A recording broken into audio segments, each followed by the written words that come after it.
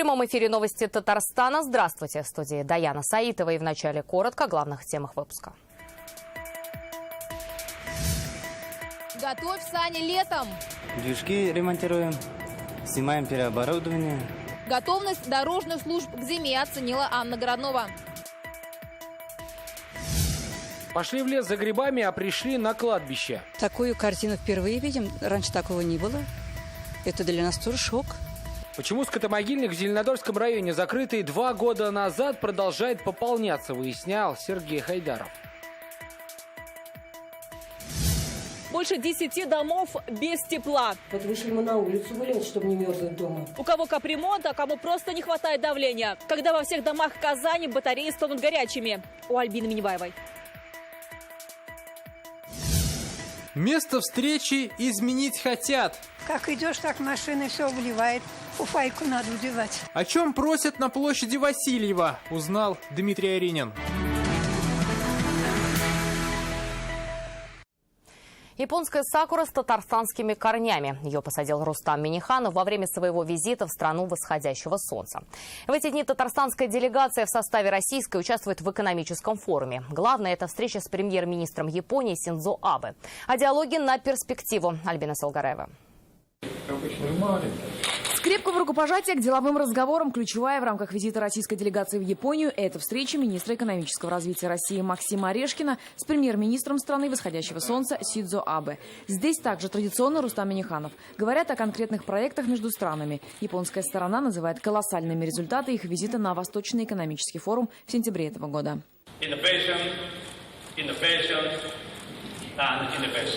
Октябрь, Япония, Киото и ежегодный международный форум наук и технологий в обществе. Здесь говорят только об инновациях, а ведут переговоры на перспективу. Рустам Минниханов 6-й раз на форуме. Это площадка для определения трендов, отмечает он. Детальное обсуждение совместных проектов проходит уже в кулуарах форума, тет-а-тет с учредителем форума Кодзи Оми. Такие вызовы, стволовые клетки, 5G, значит, водород, роботы, электромобили, вот все эти вопросы, они очень актуальны. И очень важно это услышать и держаться в правильном тренде. В нашей республике есть опыт привлечения японских финансов. Работу в этом направлении продолжили на форуме Татарстан-Япония. 2 года назад был запущен завод аммоний. Японский банк международного сотрудничества помогает в создании платформы для поддержания японских инвестиций на Дальнем Востоке. Татарстан рассматривается в качестве одного из стратегических партнеров.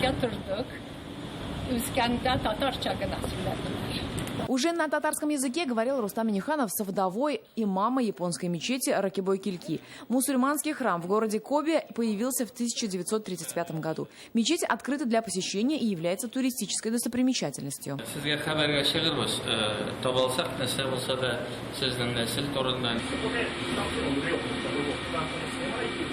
Япония и Россия сотрудничают по 8 направлениям, в том числе и проекты в области химии и медицины. Во время посещения Института физико-экономических исследований РИКИН Рустаму Минниханову показали лабораторию регенеративной медицины. РИКИН сотрудничает с КФУ. Наши врачи проходят стажировку. В образовательной сфере сотрудничество налажено с университетом города Канадзава. Здесь Рустам Минниханов встретился со студентами. Цель – активизировать обмен в будущем году. Высокие технологии, самые последние в университете. И в то же время прекрасный, красивый город, прекрасные места для туристов, для жителей. И то, что вы сохранили все это наследие, это очень впечатляет. И символом пребывания Рустама Минниханова в Японии станет сакура, которую он посадил. От дерева ждут цветов, от встреч плодов переговоров.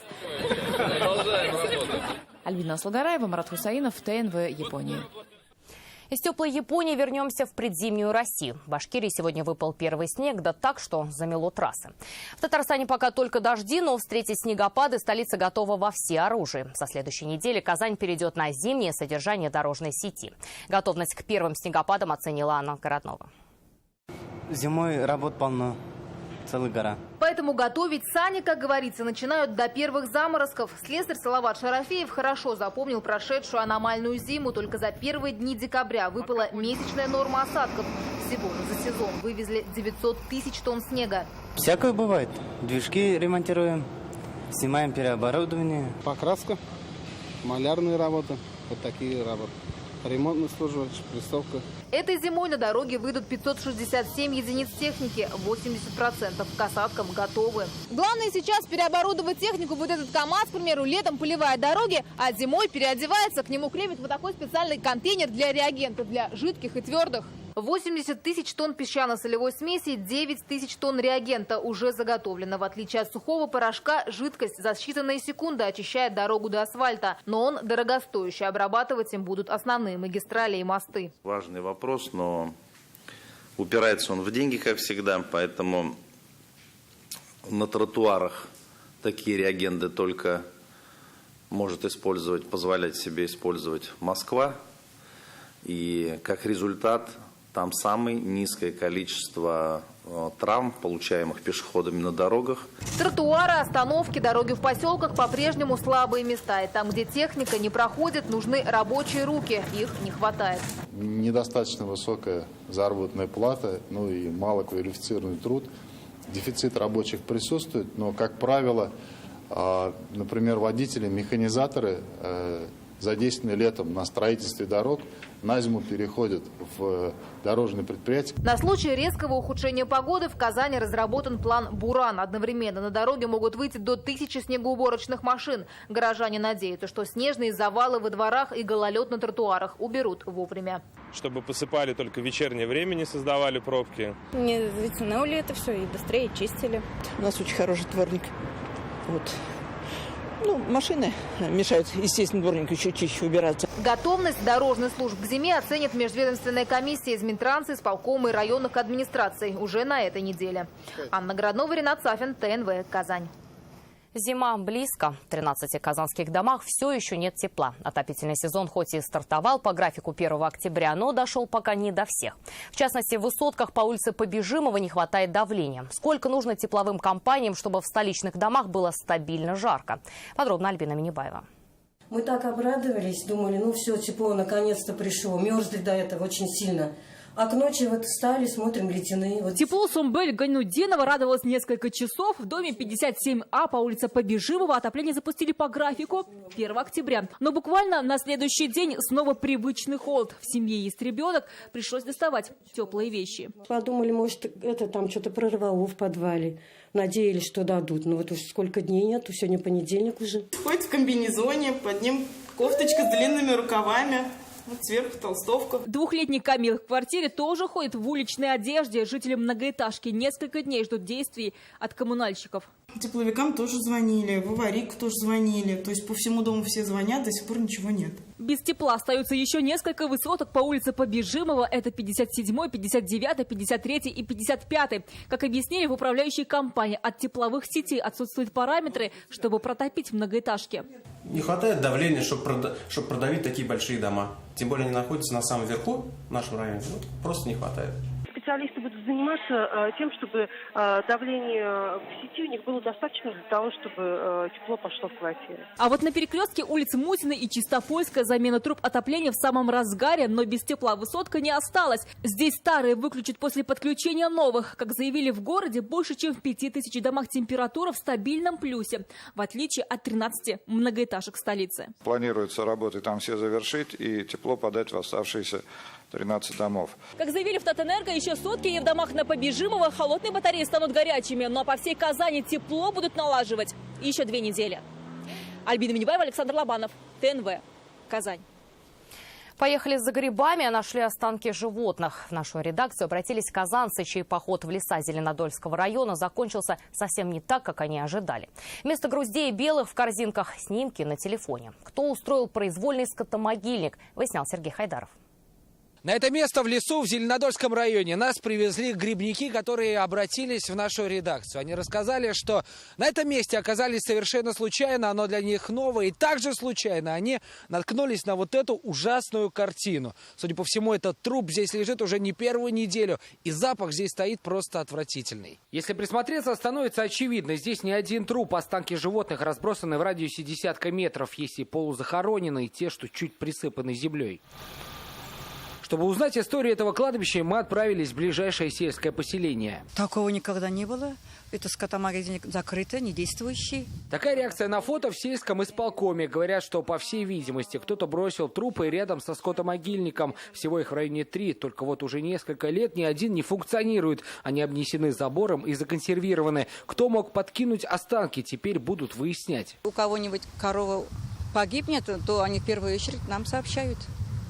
Потому что у нас имеются все данные. Все 3 скотомогильника под контролем ветеринаров. Они проверяют эти закрытые объекты 2 раза в год. Но о том, что один из них незаконно пополняется, узнали от нас. Среагировать обещали быстро. Ну, что рядом лежало трупы животных, сегодня же мы его возим на транспорте, действующей биотехническая яма Зеленодольская. И транспорт и место, где лежало трупы животных, будет дезинфекция проведена. Сами же жители села не верят, что брошенные останки – дело рук односельчан. Грешат на жителей соседних деревень, а то и Мари-Эл. Тут Соловьевка, тума из Марица привозит мертвых. Вот рядом Мария, 1,5 километра. Не знаю. Может, из другой деревни. Закрытые скотомогильники – это проблема, говорят в селе. Непонятно, куда свозить останки. Но, как заверили в ветеринарной службе, этот вопрос уже обсуждали с главой района. И в следующем году будет построен новый скотомогильник. Сергей Хайдаров, Ильшат Мухаметов, ТНВ, Зеленодольский район. И, как нам уже сообщили, к вечеру останки животных вывезли, а место дезинфицировали. Арские студенты, которые попали в больницу с отравлением, сегодня выписаны домой. Причиной массового отравления студентов педколледжа стала аллергическая реакция на духи. Напомним, в пятницу 18 учащихся доставили в Арскую ЦРБ. Как выяснилось, случилось это сразу после того, как одна из студенток распылила в аудитории духи, предположительно купленные на крупной интернет-площадке. В Следственном комитете завели уголовное дело. Сейчас здесь ждут результатов экспертизы духов на наличие вредных веществ. А Васильева ждут тротуара. Год прошел, но ситуация не изменилась. В нашу редакцию снова обратились жители поселка. Они говорят, до местной торговой площадки добираются через поток машин. Уже есть и случаи наезда на пешеходов. Виден ли инфраструктурный свет в конце этого тоннеля, проблем, узнал Дмитрий Аринин. Чуть-чуть это папер зацепило, я на колени встал, а дальше не могу.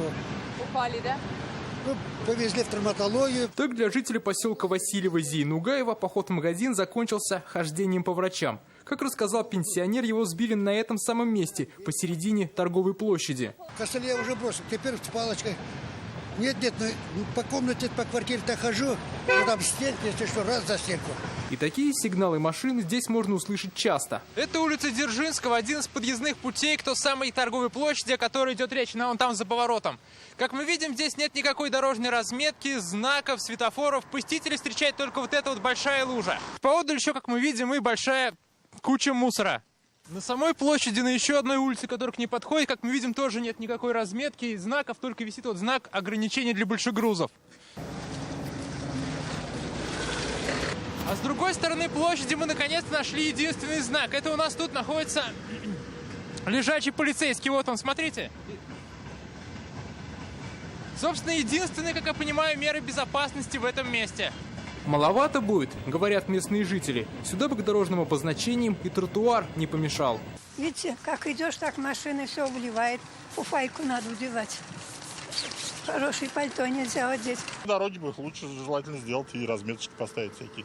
Почему на этой площади происходит такое стихийное движение, и есть ли подвижки в оборудовании, мы отправились узнать в администрацию Васильева. Здесь нам ответили, что часть того, о чем просят жители, просто не предусмотрена. Светофоров надо еще поставить в поселке, где нас светофор, и не будет. Торговая площадка, улица Дзержинского, она здесь идет. У нас с обоих сторон обочины, как бы они есть, но тротуары тоже не предусмотрены. На оборудовании же площади лежачими полицейскими пешеходными переходами, по словам местного чиновника, нужна помощь районных властей. Чтобы это все согласовать, во-первых, нужно, чтобы нам с района или с республики выделили средства для этих целей. У нас ничего не выделено. А потом только после этого мы имеем право согласовать с ГИБДД. О движении на этой площади мы снимали сюжет год назад. И вот что тогда нам пообещали в местной администрации. Там вообще в планах мы хотим положить 2 лежачих полицейских, чтобы ограничить скорость передвижения автотранспорта. Ну и, наверное, будет логично сделать там пешеходный переход.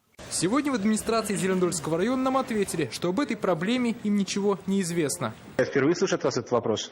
То есть, у нас не задача вопрос. После нашего звонка о проблеме теперь знают и в районе. Отметим, что ускорить процесс решения проблем может помочь обращение в народный контроль. Наполнить же действия деньгами признанная действующей в республике программа самообложения. В нее жители Васильева также могут сами заявиться. Дмитрий Айринин, Игорь Романов, ТНВ, Зеленодольский район. Если у вас есть о чем нам рассказать и показать, звоните в редакцию. Телефон службы новостей 570 50 17. Это новости Татарстана и далее в выпуске. Старт автопробега Казань-Челны. В какие города Татарстана заедут флагманы республиканского машиностроения, узнал Ленар Гинатуллин. Татарстан снова бьет рекорды. Пригласили представителей книги рекордов России, которые будут фиксировать этот результат и вынесут свой вердикт. Сколько человек пробежало в тюбетейках прямо с дистанции? Лилия Кашфарова. Бюджет республики на будущий год сбалансирован. Все социальные обязательства будут выполнены в полном объеме. Такую оценку главному финансовому документу дали сегодня в Госсовете Татарстана. Здесь прошли парламентские слушания. Документ удалось сверстать, учитывая 10% рост и доходов, и расходов республиканской казны. Но зарплаты бюджетников и стипендии правительства проиндексируют на размер годовой инфляции в 4,3%. Из федерального бюджета ждут 20 миллиардов рублей, из них 4,5 на мировой чемпионат рабочих профессий. Бюджет пока остается дефицитным. Бюджет формируется в непростых условиях, хотя рост экономики в республике идет стабильными темпами. Меняется, к сожалению, налоговое и несколько бюджетное законодательство, которое имеет риски недополучения доходов по ряду статей. 50 победителей и 32 тысячи участников сегодня в Казани подвели итоги конкурса рисунков «Век Татарстана». Проект посвящен столетию ТАССР. Каждый рисунок – история республики и ее главных достопримечательностей. На основе их рисунков создали новый анимационный мультфильм. Каждая его часть – это отдельный район Татарстана. Все победители сегодня получили дипломы. К другим темам. Не изобретать велосипед, а изучать его пользу. Сегодня в Казани открыли дни велосипедной культуры. Эксперты из Германии, Франции, Китая обсуждают, как велокультура влияет на здоровье человека. Символично, в эти дни в Казани из кругосветного путешествия вернулся Ильдус Янышев. За 1,5 года он проехал на велосипеде почти 25 тысяч километров и побывал в 13 странах. К велотуру присоединился и волгоградец Алексей Костюченко. На полусамодельном велосипеде 65-летний инвалид преодолел более 11 тысяч километров. Жить надо, несмотря ни на что и вопреки всему. Если на кого-то нападет уныние, если кто-то повесит нос, вспомните обо мне, и вам будет стыдно. Ехали и, наконец, приехали. Сегодня я, наконец, это завершил.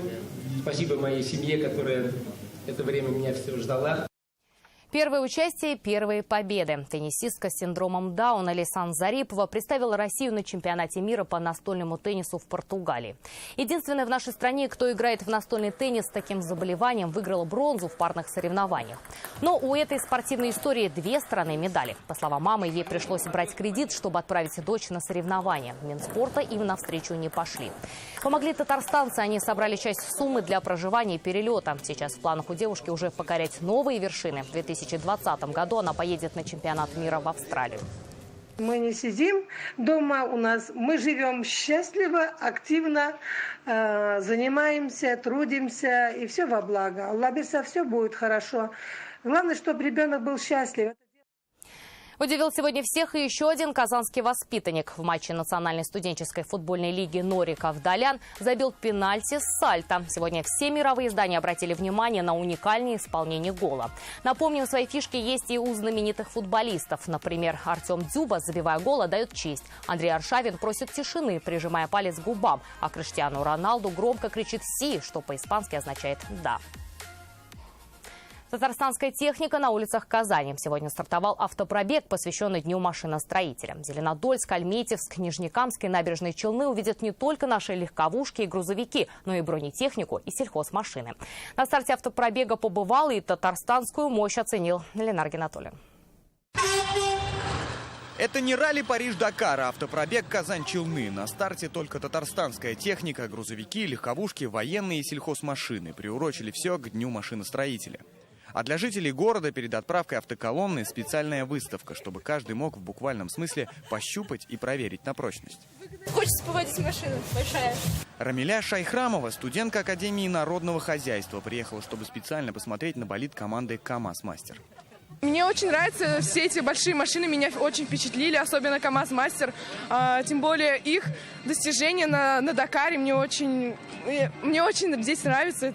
Такой масштаб и вообще все прекрасно. Но кроме гоночного КамАЗа, здесь же и обновленный бронеавтомобиль Тайфун К. Пока он в единственном экземпляре, но даже его предшественники, благодаря высоким показателям, имеют хороший спрос на рынке. Традиции, которые машиностроительные есть в нашей республике, они уходят далеко в прошлое. И сегодняшний старт современной техники, он показывает, насколько мощно он представлен в Республике Татарстан и является, по сути, и стержнем машиностроительной отрасли Российской Федерации. Автопробег стартует сегодня с выставочного центра «Казанская ярмарка». Уже завтра жители Зеленодольска смогут увидеть эти автомобили. А 10, 11 и 12 октября в городе Альметьевск, Нижнекамск и Набережные Челны. Ленар Гинатуллин, Марат Зайдуллин, ТНВ, Казань. Но даже железные кони иногда пасуют перед железными людьми. В Казани прошел заключительный казанский полумарафон в рамках серии спортивных мероприятий «Тимирмен». А самый массовый забег в тюбетейках попал в Книгу рекордов Гиннесса. Лилия Кашфарова встретилась с сильными и выносливыми.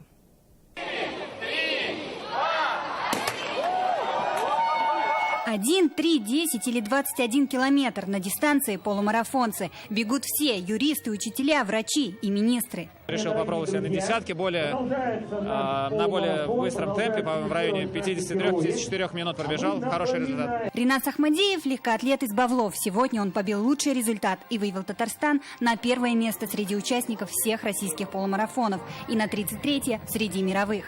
Это незатратный вид спорта. Купили кроссовки, беговые шорты, майку и побежали. Участники от малышей до пенсионеров. Всего на заключительный старт в Казани вышло почти 5000 человек. Бегаю сверхдлинной дистанции. У меня даже имеется дистанция 100 километров. Один такой кайф, драйв. Улучшил свой результат, доволен. Бьют не только личные рекорды, но и мировые. На самый массовый забег в тюбетейках собрались участники из 6 стран мира и 71 региона России. Я обычно люблю ничего на голову надевать, но тюбетейка она вообще меня спасла. Участвовал в забеге журналиста, и в забеге 3 километра. Надо тренироваться, не бросать это дело. А на финише каждому медаль. Самые преданные бегуны соберут целых 8. Как результат, вот такая вот медальница. Здесь представлены медали за все забеги этого сезона. Количество участников за этот сезон выросло почти в 2 раза. В 2018 году дистанция «Тимирмен» преодолела более 27 тысяч человек. Но заключительный забег стал особенным. Пригласили представителей Книги рекордов России, которые будут фиксировать этот результат и вынесут свой вердикт. Вердикт рекорду быть в национальных головных уборах на Казанском национальном полумарафоне пробежали 819 человек. Лилия Кашфарова, Данил Филатов, ТНВ, Казань. Сегодня их время. В Татарстане стартовал 6-й фестиваль работающей молодежи «Наше время. Безнен Заман». Первый зональный этап прошел в Набережных Челнах. Самые красочные номера увидела Алина Мусина.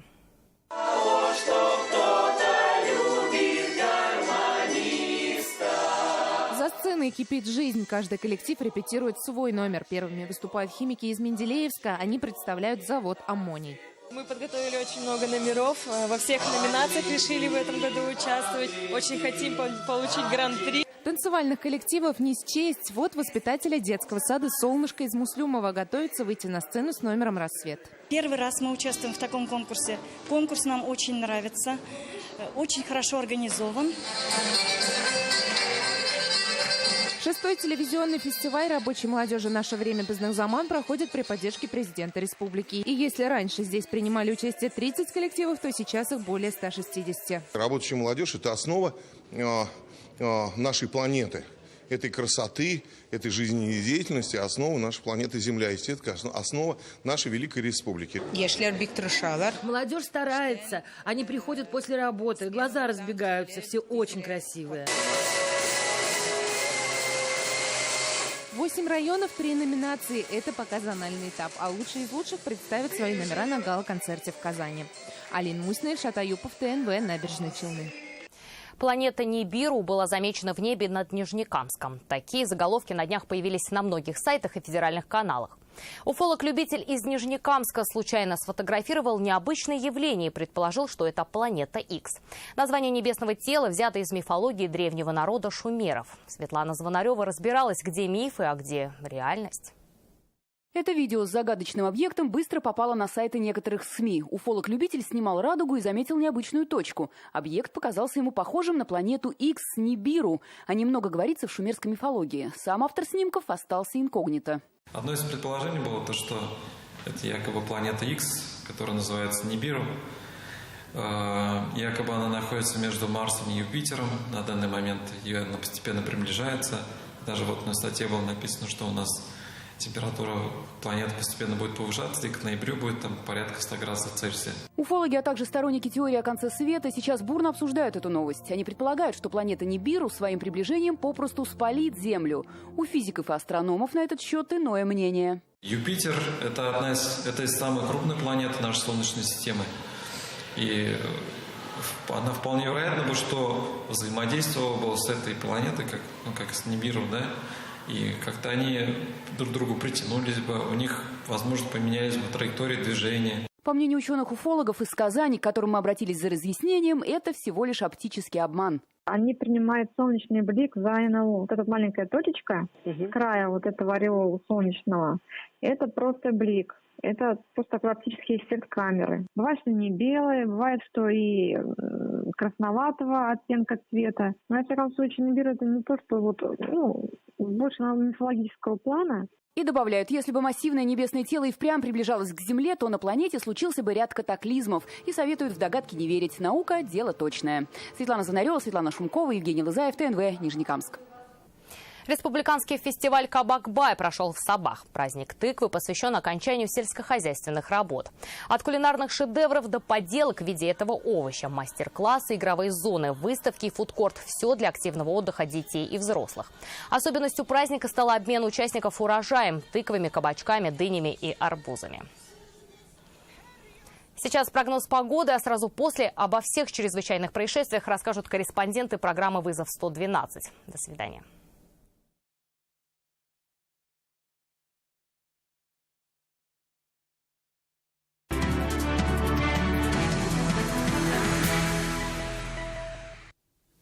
Добрый вечер. Время новостей спорта на ТНВ, в студии Алмаз Гафиятов. Тюбетейки как символ победы. Волейбольный клуб «Зенит Казань» провел торжественную презентацию команды перед сезоном. Новичкам помимо игровых футболок были вручены национальные главные уборы. Два самых ярких новичка этого межсезонья Алексей Спиридонов и Эрвин Гапет, к сожалению, местной публики не приняли участие на открытой тренировке. Алексей будет восстанавливаться после травмы, а Эрвин отправил фанатам видеообращение. Скоро вся команда должна быть в сборе. В Суперлиге казанцы начнут сезон 14 октября. В этот день команда Владимира Олекна дома примет Нижневартовскую Югру. Я знаю, что публика может трансформировать игрока за считанные секунды от негатива к позитиву. Очень важно. Плюс их поддержка. Поэтому все то, что сегодня было, для нас это очень важно. К баскетболу. В первом домашнем матче сезона «Уникс» не дал шансов «Автодору». В первой четверти казанцы обозначили свои силы, выиграв игровой отрезок с преимуществом 8 очков. Важный для победы казанцев стал третий период, в который оборона «Уникс» отработала на славу, дав «Автодору» набрать всего 5 баллов. Итоговый счет встречи 76-63. Самым результативным игроком в составе победителей стал Морис Ндур, набравший 18 очков. Следующий матч «Уникс» проведет в рамках Европейского кубка 10 октября против Ритоса. Тем временем Александр Сахарнов завоевал серебро международных соревнований по парастендовой стрельбе. Гран-при ФИТа завершился в Италии. Медали разыграли в двух классах: стандартном стоя и на коляске сидя. Татарстанец Александр Сахарнов принимает участие в турнире третий год подряд. В 2017-м житель Тетюшского района выиграл международный гран-при в своем виде программы, одолев в золотом матче сильного британского стрелка. Сейчас наш стрелок занял второе место. Отметим, что Сахарнов тренируется на базе отделения школы по пулевой и стендовой стрельбе в городе Тетюши под руководством земляка Виталия Вахтурова. И это все новости спорта к данной минуте. Будьте здоровы и занимайтесь спортом. До свидания.